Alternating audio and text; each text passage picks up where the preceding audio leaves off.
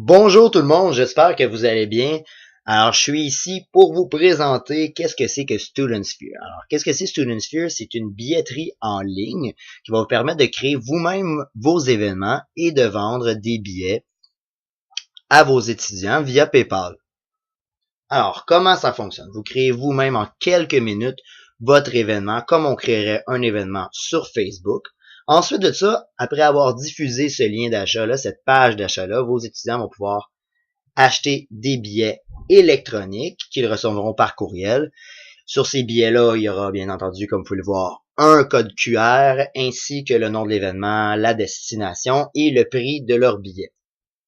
Par la suite, le soir de l'événement, on a développé des applications pour téléphone intelligent, que ce soit Android ou iPhone, qui va vous permettre de scanner ces billets-là à l'entrée. Ces applications-là sont téléchargeables gratuitement sur les différentes boutiques des téléphones intelligents. Si on rentre maintenant dans le vif du sujet, on va aller voir les événements en ligne en ce moment. Vous pouvez voir qu'il y en a quelques-uns.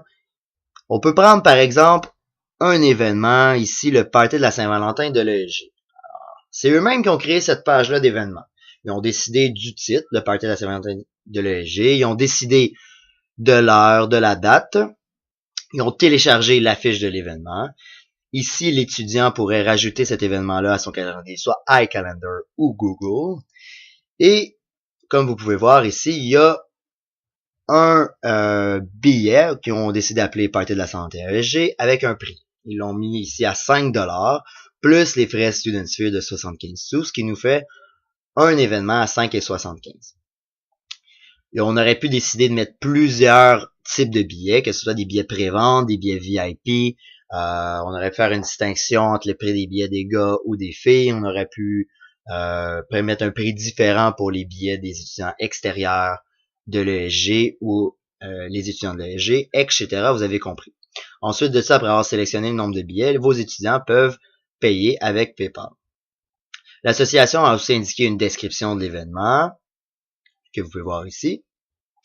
Ensuite de ça, l'étudiant peut aimer cette page ou la partager sur les différents réseaux sociaux, que ce soit sur Facebook, Twitter ou, comme vous pouvez voir ici, d'autres réseaux sociaux.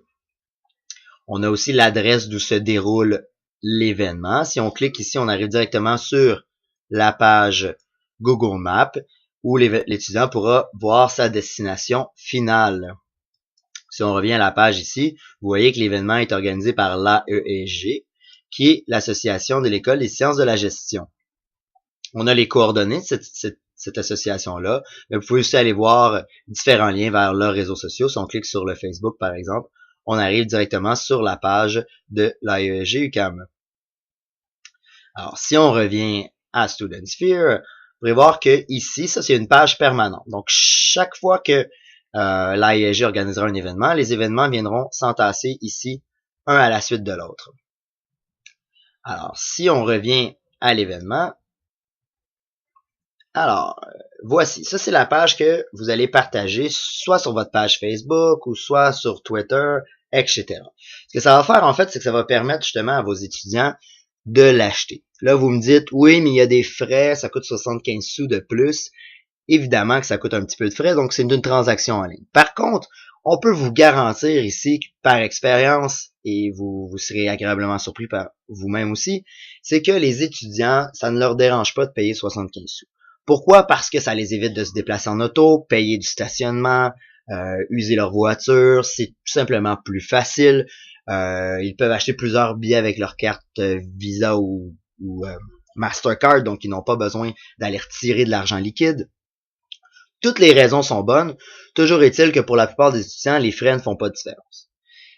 Par contre, vous n'imposez rien. Donc, les étudiants qui, parce qu'ils n'ont pas envie de payer ces frais-là, décident de vouloir payer seulement 5$, pourront faire comme avant, ils se rendent à l'association étudiante et acheter leur billet, tout simplement. Donc, c'est un service de plus que vous offrez. Vous n'avez rien à perdre ni à gagner, seulement que du bonheur pour vos étudiants.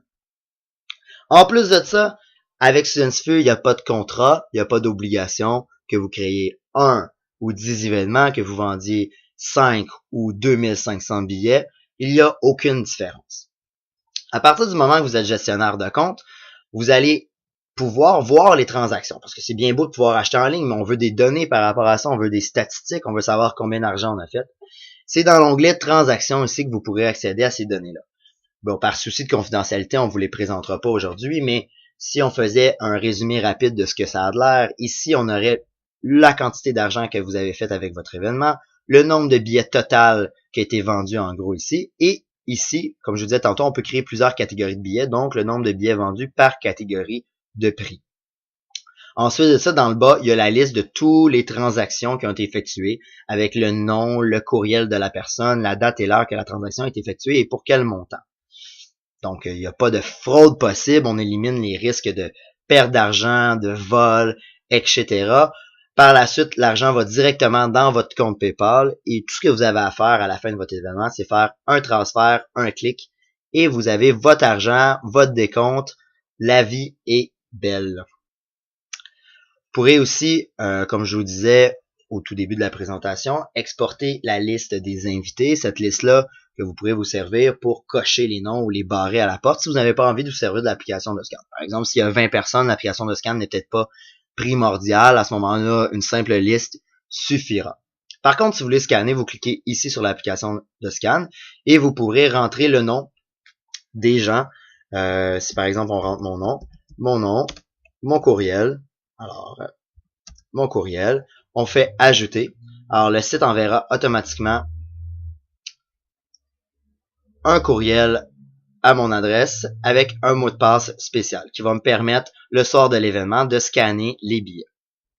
Donc, si on revient à l'événement, vous pouvez voir que c'est hyper simple, c'est rapide, c'est efficace et c'est surtout très fiable.